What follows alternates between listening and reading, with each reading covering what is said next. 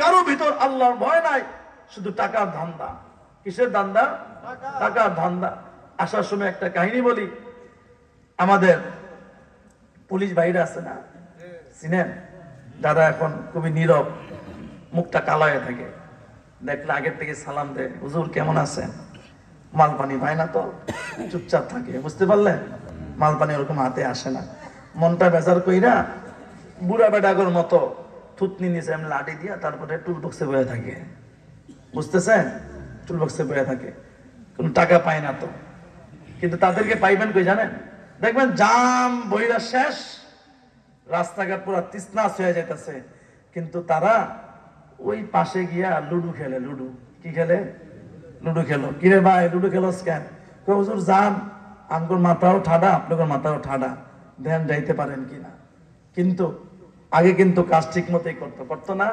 কথা না শুনলে আবার রিক্সার মধ্যে গাড়ির মধ্যে দিত বাইরা নেই, একেবারে বুতা বানাই নিত, ঠিক না? কিন্তু এখন করে না, কারণ কি? বুঝতে পারলেন এটা? কিন্তু মনের মধ্যে কি নাই? আল্লাহর ভয় নাই। আল্লাহর ভয় যদি থাকতো তাহলে টাকা হইলেও আলহামদুলিল্লাহ, না হইলেও কি আলহামদুলিল্লাহ।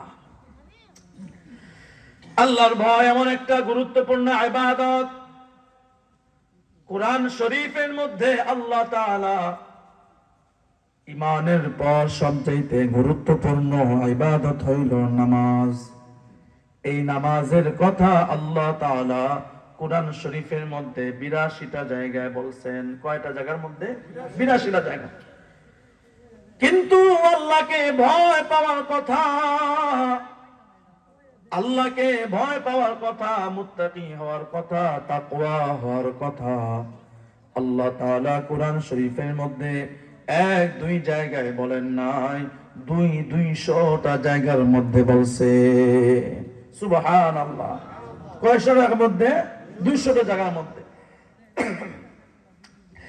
এখন আমি আপনি যদি আল্লাহ তাআলাকে জিজ্ঞাসা করি, আয় আল্লাহ, দুনিয়ার মধ্যে তো মানুষ ভয় পায় হিংস্র প্রাণীকে, দুনিয়ার মধ্যে মানুষ ভয় পায় রাগীকে, যে মানুষটা রাগী তাকে ভয় পায়, অথবা পুলিশ, আর্মি, বিডিআর, সেনাবাহিনী তাদেরকে ভয় পায়। হয় হিংস্রকে ভয় পায়, নতুবা রাগী মানুষকে ভয় পায়। আয় আল্লাহ, আপনি তো রাগী নন, আপনি তো হিংস্র নন, তাহলে আপনাকে কেন ভয় পাবো? বুঝতে পারলেন বিষয়টা? আপনি তো গফুর, আপনি তো রহিম, আপনি তো অতিশয় দয়ালু, দয়াবান আল্লাহ, আপনি তো দয়ালু, দয়াবান মাওলা, আপনাকে কেন ভয় পাবো? আল্লাহ তাআলা বলছেন, আমাকে ভয় পাইবা দরকার নাই, তোমরা আমাকে পরিবর্তে আমার আযাবকে ভয় পাও। কিসেরকে ভয় পাও? আযাবকে ভয় পাও। বয়ান আস্তে আস্তে শেষের দিকে চলে যাচ্ছে বন্ধু। আল্লাহ তাআলা বলেন, ইয়া আইয়ুহান নাসুত্তাকু রাব্বাকুম, হে মানুষ, তোমরা তোমাদের প্রভুকে ভয় করো। ইন্না জালজালাতাস সাআতি শাইউন আযীম, নিশ্চয় নিশ্চয় আল্লাহ তাআলার আযাব, আল্লাহ তাআলার ইসরাফিলের ফুঙ্গার, ওই কিয়ামতের আযাব বড়ই ভয়ঙ্কর। কেমন ভয়ঙ্কর? আল্লাহ তাআলা বলেন, ইয়াউমা তারাউনাহা তাযহালু কুল্লু মুরদিআতিন আম্মা আরদাত وتضع كل ذات حمل حملها وترى الناس سكارى وما هم بسكارى ولكن عذاب الله شديد। আল্লাহ তাআলা বলেন, ইসরাফিলের ফুঙ্গার এমন কঠিন, এমন কঠিন।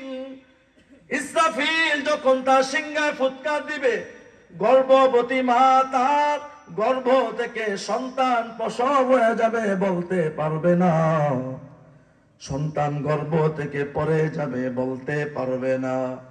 ইসরাফিল যখন সিংহায় ফুৎকার দিবে, আল্লাহ তাআলা বলেন সমস্ত মানুষ এরকম হেলতে দুলতে থাকবে। জিজ্ঞাসা করা হবে তোমরা কি মাতাল হয়ে গেছো? সমস্ত মানুষ জবাব দিবে ওয়ামা হুম বিসুকারা, না না আমরা পাগল হই নাই। তাহলে কেন তোমরা এরকম মাতালের মতো ঘুরতেছো? সমস্ত মানুষ জবাব দিবে ওয়ালাকিন্না আযাবাল্লাহি শাদীদ, আল্লাহর আযাব বড় ভয়ঙ্কর। আল্লাহর আযাব যারে পাকড়াও করবে সে কোনোদিন নিজেকে ঠিক রাখতে পারবে না। আল্লাহ পাক যাকে যখন ধরেছেন, আল্লাহ তাআলা ফিরআউনকে ধরেছেন, যেই পানি দিয়া আল্লাহর পয়গম্বর মুসা কালিমুল্লাহ যেই পানি দিয়া পার হয়ে গেছেন, ওই পানি দিয়া আল্লাহ তাআলা মুসা পয়গম্বরকে শেষ করছে। আল্লাহ তাআলা বিখ্যাত নমরুদকে ধ্বংস করার জন্য বড় কিছু লাগে নাই, ছোট্ট একটা মশা দিয়া আল্লাহ তাআলা শেষ করছে। আবু জাহেলকে শেষ করার জন্য আমির হামজা লাগে নাই, আবু বকরকে শেষ করার জন্য ওমরকে লাগে নাই। ছোট্ট দুইজন সাহাবীর মাধ্যমে আবু জাহালকে শেষ করে দিছেন। আল্লাহ তাআলা বলেন আমি আল্লাহ যদি শেষ করতে চাই আমার আল্লাহর কিছুই লাগে না। এই জন্য বলি বন্ধু, দুনিয়ায় থাকতে আল্লাহর আযাবকে ভয় করো। আল্লাহর আযাবকে যদি ভয় করতে না পারো, আল্লাহকে যদি ভয় করতে না পারো, আল্লাহর ইসলাম মানা কোনোদিন সম্ভব হবে না। আর আল্লাহকে যদি মানতে পারো তাহলে তুমি আল্লাহর ইসলাম মানা সহজ হয়ে যাবে। সুবহানাল্লাহ।